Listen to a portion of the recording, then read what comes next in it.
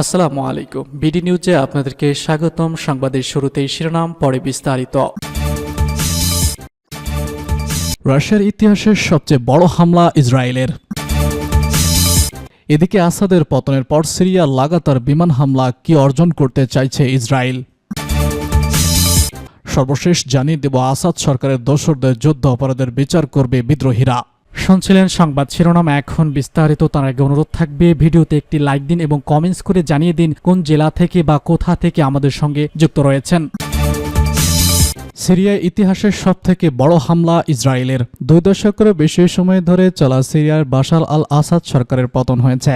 বিদ্রোহীদের অভিযানের মুখে দেশ ছেড়ে পালিয়েছেন তিনি। এরপর থেকে দেশটিতে ইতিহাসের সবথেকে বড় হামলা চালাচ্ছে ইসরায়েল। মঙ্গলবার ইসরায়েলি গণমাধ্যম টাইম অব ইসরায়েলের এক প্রতিবেদনে সব তথ্য জানানো হয়েছে। প্রতিবেদনে বলা হয়েছে, বাশার আল আসাদ সরকারের নাটকীয় পতনের পর জেরুজালেম শত্রুপক্ষের হাতে পড়তে পারে এমন অস্ত্রকে লক্ষ্য করে সোমবার সিরিয়ার ইসরায়েল বিমান হামলা চালিয়েছে। সোমবার সিরিয়ার 2টি নিরাপত্তা সূত্র জানিয়েছে, সিরিয়ার সেনাবাহিনীর অত্যন্ত 3টি প্রধান ঘাঁটিতে হামলা চালিয়েছে ইসরায়েল। ঘাঁটিতে সিরিয়ার কয়েক ডজন হেলিকপ্টার এবং জেট বিমান রয়েছে। সূত্র জানিয়েছে, সিরিয়ার উত্তর পশ্চিম অঞ্চলের কাশিমলি বিমান ঘাঁটি, মেসুরের উত্তর অঞ্চলে সেনসার ঘাঁটি এবং রাজধানী দামেস্কের দক্ষিণ পশ্চিমে আকবা বিমানবন্দরে হামলা চালিয়েছে ইসরায়েল। প্রতিবেদনে বলা হয়েছে, ইসরায়েলি বিমান বাহিনী উন্নত ক্ষেপণাস্ত্র, মজবুত কেন্দ্র বিমান প্রতিরক্ষা ব্যবস্থা, অস্ত্র উৎপাদন ব্যবস্থা এবং রাসায়নিক অস্ত্রের সাইটগুলোতে হামলা চালিয়েছে। এসব এলাকায় আসাদ সরকারের সামরিক বাহিনীর বিমান, হেলিকপ্টার এবং ট্যাঙ্কও ছিল। টাইম অব ইসরায়েল জানিয়েছে, ধারণা করা হচ্ছে সিরিয়ার সামরিক অবস্থানকে নিশানা করে 250টির মতো হামলা চালিয়েছে ইসরায়েল। গণমাধ্যম ওয়ার্ল্ড নিউজ জানিয়েছে, পশ্চিমা গোয়েন্দা সূত্রের তথ্য মতে সিরিয়ার সামরিক অবস্থানকে নিশানা করে প্রায় 300 হামলা চালানো হয়েছে। ইসরায়েল এই হামলা অব্যাহত রাখলে কয়েকদিনের মধ্যে সিরিয়ায় বিমান বাহিনী ধ্বংস হয়ে যাবে। বিদ্রোহী গোষ্ঠী এবং ভবিষ্যতের কোন সরকার যাতে ইসরায়েলকে আকাশপথে হুমকি দিতে না পারে তা নিশ্চিত করতে এই হামলা চালানো হয়েছে। ব্রিটেন ভিত্তিক যুদ্ধ পর্যবেক্ষক সংস্থা এএফপি জানিয়েছে, ইসরায়েল সোমবার সিরিয়ার সামরিক লক্ষ্যবস্তুতে 100টিরও বেশি বিমান হামলা চালিয়েছে।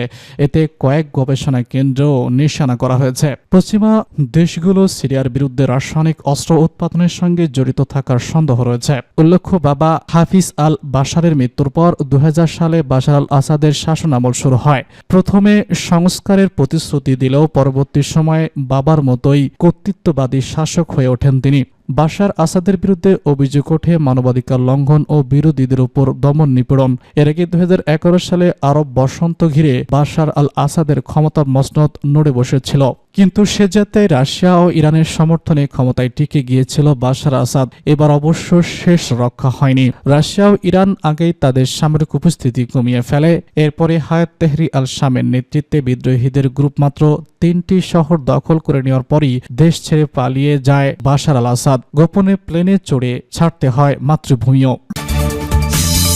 আসাদের পতনের পর সিরিয়ায় লাগাতার বিমান হামলা কি অর্জন করতে চাইছে ইসরায়েল। সিরিয়ার জনগণের খবর অনুযায়ী ইসরায়েল যুদ্ধ বিমানগুলো রাজধানী দামেস্ক সহ দেশটির বিভিন্ন জায়গায় হামলা চালাচ্ছে। যুক্তরাষ্ট্রভিত্তিক Syrian observatory for human rights সিরিয়ার বিভিন্ন সামরিক টার্গেটে ইসরায়েলি বিমানগুলোর অত্যন্ত 100 হামলার খবর দিয়েছে। যেসব জায়গায় হামলা হয়েছে তার মধ্যে রাসায়নিক অস্ত্র উৎপাদন সংক্রান্ত একটি গবেষণা কেন্দ্র আছে বলেও খবর দিয়েছে ইসরায়েলি গণমাধ্যম। ইসরায়েল বলছে, আসাদ সরকারের পতনের পর অস্ত্র যাতে উগ্রপন্থীদের হাতে চলে না যায় সেজন্য তারা পদক্ষেপ নিয়েছে। এদিকে প্রেসিডেন্ট বাশার আল আসাদের পতনের প্রেক্ষাপটে পরিস্থিতি নিয়ে আলোচনার জন্য বৈঠকে বসতে চাচ্ছে জাতিসংঘ নিরাপত্তা পরিষদ। SMH বলছে, গত 2 দিনে সিরিয়ার শত শত হামলা চালিয়েছে ইসরায়েলি বিমানগুলো। এর মধ্যে একটি দামেস্কের একটি সাইট আছে যেটি ইরানের বিজ্ঞানীরা রকেট উন্নয়নে কাজে ব্যবহার করত। এই হামলা এমন সময় হলো যখন জাতিসংঘের রাসায়নিক অস্ত্র সম্পর্কিত পর্যবেক্ষক সংস্থা সিরিয়ায় রাসায়নিক অস্ত্রের মজুদ থাকলে তা নিরাপদ রাখার বিষয়ে সতর্কবার্তা দিয়েছে।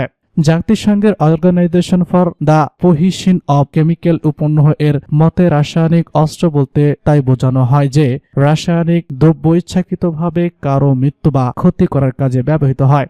আন্তর্জাতিক আইন অনুযায়ী রাসায়নিক অস্ত্রের ব্যবহার নিষিদ্ধ, এমনকি সামরিক স্থাপনকে টার্গেট করার ক্ষেত্রেও, কারণ এই অস্ত্র ছড়িয়ে পড়ে যে কোনো সুনির্দিষ্ট টার্গেট সীমাবদ্ধ থাকে না। সিরিয়ার কতগুলো বা কোথায় রাসায়নিক অস্ত্র থাকে তা জানা যায়নি, তবে সাবেক প্রেসিডেন্ট বাশার আল আসাদ এই ধরনের অস্ত্র মজুত করেছিলেন বলে বিশ্বাস করা হয়। এ বিষয়ে তিনি যে ঘোষণা দিয়েছিলেন সেটিও ছিল অপূর্ণনীয়। সিরিয়ার OPCW এর রাসায়নিক অস্ত্র মসনদে স্বাক্ষর করেছিল 2013 সালে। এর 1 মাস আগে দামেস্কের একটি শরণার্থীতে এই ধরনের অস্ত্র ব্যবহার করা হয়েছিল। এতে নাভ এজেন্ট ব্যবহার করা হয়েছিল। এই ঘটনার প্রায় 400 মানুষ মারা গিয়েছিল। ওই হামলায় ভয়াবহ চিত্র বিশ্ববাসীকে হতবাক করেছিল। পশ্চিমা শক্তিগুলো বলেছে ওই হামলা কেবলমাত্র সরকারই চালাতে পারে, তবে আসাদ তখন এজন্য বিরোধীদেরকে দায়ী করেছিলেন। সিরিয়া সরকারের ঘোষিত 1300 টন রাসায়নিক অস্ত্র OPW ও জাতিসংঘ ধ্বংস করা হয়েছিল। তা সত্ত্বেও রাসায়নিক অস্ত্র হামলা দেশটির অব্যাহত আছে। বিবিসি অ্যানালাইসিস 2018 সালে নিশ্চিত করেছিল যে 2014 সাল থেকে 2018 সালের মধ্যে সিরিয়ায় গৃহযুদ্ধ প্রায় 106 বার রাসায়নিক অস্ত্র ব্যবহার করেছে। সোমবার OPW জানিয়েছে তারা রাসায়নিক অস্ত্র স্থাপনায় নিরাপত্তার বিষয়ে সরাসরি সিরিয়ার সঙ্গে যোগাযোগ করেছে। আবার সোমবারই সিরিয়ার রাফার জন হঠাৎ যেখানে ধ্বংসযোগ্য জাতিসংঘ শান্তিরক্ষী ছিল সেখানে নিজেদের সৈন্যদের প্রবেশের ছবি প্রকাশ করেছে ইসরায়েল। এর একদিন আগে প্রধানমন্ত্রী বেনিয়ামিন নেতানিয়াহু ঘোষণা করেছিলেন যে ইসরায়েলি সেনাবাহিনী সাময়িকভাবে এই এলাকার নিয়ন্ত্রণ নিয়েছে। গোলান উপত্যকা দামেস্কের 60 কিলোমিটার দক্ষিণ পশ্চিমে। ইসরায়েল 1967 সালে সিরিয়ার সঙ্গে 6 দিনের যুদ্ধের সময় গোলান দখল করে এবং 1981 সালে একতরফাভাবে এটি নিজেদের সঙ্গে সম্পৃক্ত করে নেয়। আন্তর্জাতিক সম্প্রদায় এটিকে স্বীকৃতি না দিলেও যুক্তরাষ্ট্র 2019 সালে তার দ্বিতীয় স্বীকৃতি দিয়েছে। সর্বশেষ সিরিয়া বিদ্রোহীরা দামেস্ক দখলে প্রেসিডেন্ট বাশার আল আসাদের সরকারকে উৎখাতের পর ইসরায়েল নতুন করে পদক্ষেপ নিল। তিনি ও তার পিতা 1971 সাল থেকে দেশটি শাসন করেছেন। হায়াত তাহরির আল শাম বা HTS এর নেতৃত্বাধীন ইসলামী পন্থী বিরোধী গ্রুপ রোববার দামেস্ক প্রবেশ করে এবং এর সিরিয়াকে মুক্ত হিসেবে টেলিভিশনে ঘোষণা দেয়। রোববার নেতানিয়াহু দিনটিকে মধ্যপ্রাচ্যের জন্য ঐতিহাসিক দিন বলে ঘোষণা করেন। আসাদ সরকার দেশটির গৃহযুদ্ধে হিজবুল্লাহ ও রাশিয়ার কাছ থেকে সমর্থন পেয়ে আসছিলেন। হিজবুল্লাহ ইসরায়েল গাজা যুদ্ধে এবং ইসরায়েল লিবানন সীমান্তে সংঘাতে জড়িয়েছে। আবার রাশিয়া ইউক্রেন আগ্রাসনের শক্তি বাড়িয়েছে। এই প্রেক্ষাপটে HTS আর কিছু বিদ্রোহী দল নিয়ে সিরিয়ায় বড় অংশ দখলের সমর্থন হয়েছে। আসাদ সরকারের দোসরদের যুদ্ধ অপরাধের বিচার করবে বিদ্রোহীরা। বিদ্রোহীদের ঝটিকা অভিযানে সিরিয়ার স্বৈরশাসক বাশার আল আসাদের পতন হয়েছে। তার পতনের পর দ্রুত বদলে যাচ্ছে দেশটির পরিস্থিতি। এখনও নতুন সরকার গঠন না হলেও দেশটির প্রশাসনিক কার্যক্রম নিয়ন্ত্রণ চলে গেছে বিদ্রোহীদের জোটের প্রধান শরিক সাদ আল তাহলি আর শামের হাতে। এই গোষ্ঠীটির প্রধান আহমেদ আল সারা আল জুনানি নামেও পরিচিত। এক বিবৃতিতে জুনানি বলেছেন, তাকে বলা হয়েছে যুদ্ধ অপরাধে জড়িত ক্ষমতাচ্যুত প্রেসিডেন্ট বাশার আল সাদাত সরকারের সিনিয়র সামরিক ও নিরাপত্তা কর্মকর্তাদের বিরুদ্ধে প্রতিশোধমূলক ব্যবস্থা নেওয়া হবে। এমনকি যারা দেশে ছেড়ে পালিয়ে গিয়েছেন তাদেরও ফিরিয়ে এনে বিচারের মুখোমুখি করা হবে। জুনানি বলেন, সিরিয়ার জনগণ নির্যাতনের সঙ্গে জড়িত অপরাধী, খুনি, নিরাপত্তা এবং সেনা কর্মকর্তাদের জবাবদিহি করতে দ্বিধা করবে না। ক্ষমতার অপব্যবহারের সঙ্গে জড়িতদের তথ্য দিন। যারা অপরাধীদের ধরতে তথ্য দেবেন তাদের পুরস্কারের প্রতিশ্রুতি দিচ্ছে। তিনি আরো বলেছেন, যারা বাধ্যতামূলক চাকরিতে ছিলেন এবং যাদের হাতে সিরিয়া জনগণের রক্তে রঞ্জিত নয় তাদের জন্য সাধারণ ক্ষমার প্রস্তাবটি বহাল রয়েছে। প্রসঙ্গত 2 দশকেরও বেশি সময় পর মাত্র 12 দিনে নাটকীয়ভাবে সিরিয়ার স্বৈরশাসক বাশার আল আসাদের পতন হয়েছে। তার পতনের পর নতুন দিনের স্বপ্ন দেখতে শুরু করেছে সিরিয়ার নাগরিকরা। এরই মধ্যে দেশটির শরণার্থীদের নিরাপদে ফিরাতে নতুন ঘোষণা দিয়েছে তুরস্কের প্রেসিডেন্ট রিসেপ তাইপ এরদোগান। সোমবার গণমাধ্যম ডেইলি সাবাহের এক প্রতিবেদনে সব তথ্য জানানো হয়েছে। এরদোগান বলেছেন, সিরিয়ার সঙ্গে দক্ষিণের সীমান্তবর্তী গেট খুলে দেবে তুরস্ক।